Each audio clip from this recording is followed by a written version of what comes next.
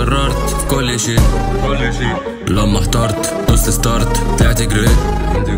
مشيتها صح بعد شوي انا عكيت عادي لو راح غمض عيناي قمت كافيت بفكر في الوضع تاني وبلاقي ان الدرع مكسور ويوم ما اشوف المفتاح من غير تفكير اقوم بحور مش عايزك تلف ولا عايزك تدور مش عايزك تجز انا عايز اطلع فوق اشوف النور وقعت في مصيدة بس ملامحك متغيرة عايش لدور الشرير وده اخر مشهد في الفيلم اللي جرى بطل لعب هنا بابا اصل ديت مش حضانة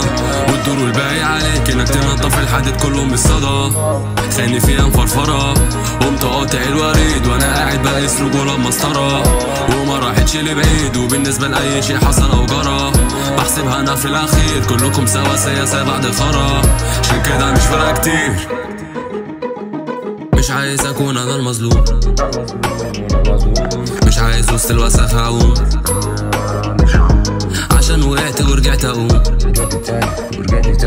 مفيش حاجة خلتني مصدوم وعادي يعني في العموم مش مهم مش بفهم عليه انا شايف الكدب في العيون زي عيون الكوبيه مش مهم عاقل ومجنون المهم هو على ايه لو ادارة ماسك الشؤون ولو في الراب فانا فكرت خلاص قررت في كل شيء لما احترت دوست ستارت طلعت جريت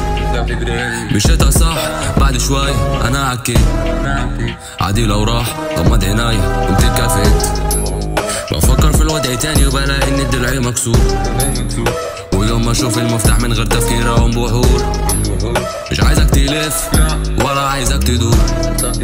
مش عايزك تجز انا عايز اطلع فوق اشوف النور مش عايزك تجهز انا عايز اطلع فوق اشوف النور